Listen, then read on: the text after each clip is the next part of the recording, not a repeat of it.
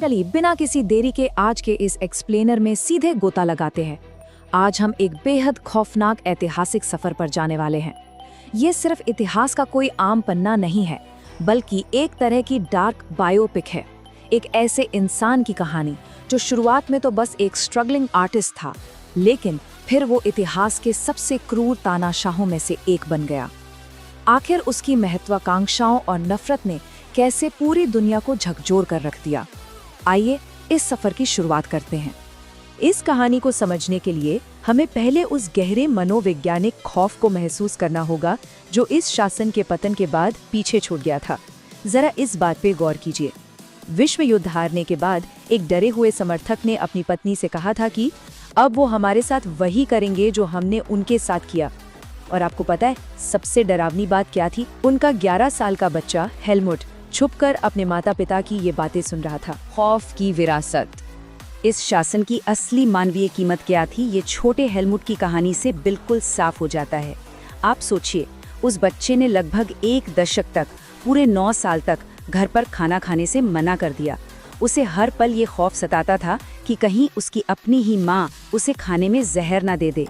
ये सिर्फ एक बच्चे का डर नहीं था, बल्कि ये उस पूरे राष्ट्र का स्पष्ट चित्रण था जो उस वक्त गहरे अपराध बोध और पैरानोया में डूबा हुआ था। एक कलाकार से सैनिक बनने का सफर। आखिर ये दुष्स्वप्न शुरू कैसे हुआ? इसे समझने के लिए हमें थोड़ा फ्लैशबैक में जाना होगा। एक ऐसा लड़का जो कभी एक पादरी या एक महान कलाकार बनने के सपने देखता था, उसकी जिंदगी में त्रासदियों की एक लंबी झड़ी लग गई। पहले उसने अपने छोटे भाई को खोया, फिर जिस आर्ट स्कूल में वो जाना चाहता था वहां से उसे 2 बार रिजेक्ट कर दिया गया, और इसके बाद अपनी माँ को भी खो दिया। इन सब घटनाओं ने उसे पूरी तरह से अकेला और अनाथ कर दिया था। उसके सारे शुरुआती सपने चकनाचूर हो चुके थे। और फिर आता है वर्ल्ड वॉर 1। ये इस बायोपिक का सबसे बड़ा टर्निंग पॉइंट था। जिंदगी में एक नया मकसद तलाशते हुए वो युद्ध की खाइयों में उतर गया। जब वो वहां से लौटा तो उसके सीने पर सिर्फ बहादुरी के लिए आयरन क्रॉस मेडल ही नहीं था, बल्कि उसके दिमाग में एक बहुत ही गहरी कड़वी विचारधारा घर कर चुकी थी। उसे लगने लगा था कि जर्मनी की हार के पीछे मासूम अल्पसंख्यकों और तत्कालीन नेताओं का हाथ था। नफरत के बीज अब पूरी तरह से बोए जा चुके थे। एक बर्बाद राष्ट्र। अब आप सोच रहे होंगे कि एक चरमपंथी विचारधारा पूरे देश में कैसे फैल गई? तो इसका जवाब उस वक्त के जर्मनी के हालातों में छिपा है।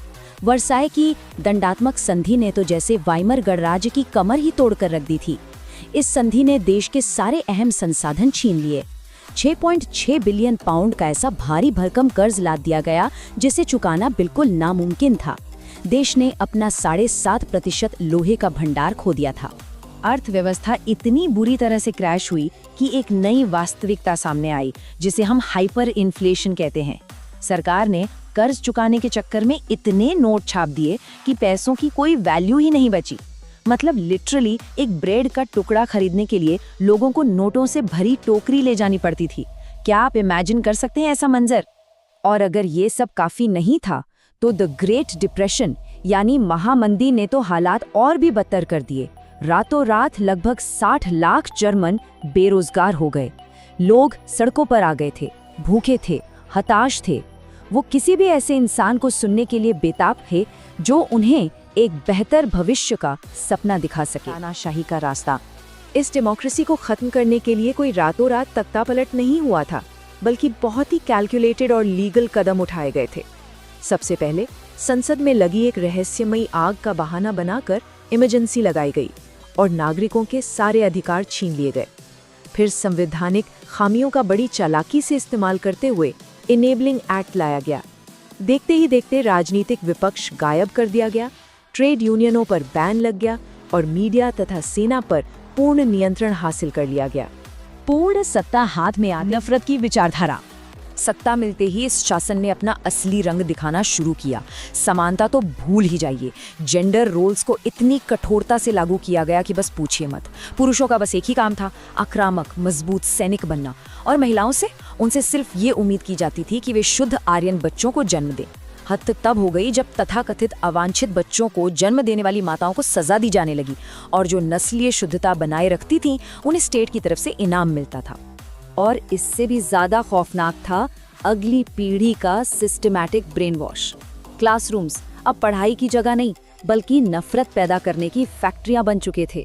यहूदी शिक्षकों को स्कूलों से निकाल दिया गया, बच्चों की किताबों को दोबारा लिखा गया ताकि वे तानाशाह की पूजा करना सीखें, और सबसे दर्दनाक बात, विकलांग बच्चों को उनके परिवारों से छीनकर मौत के घाट उतार दिया गया।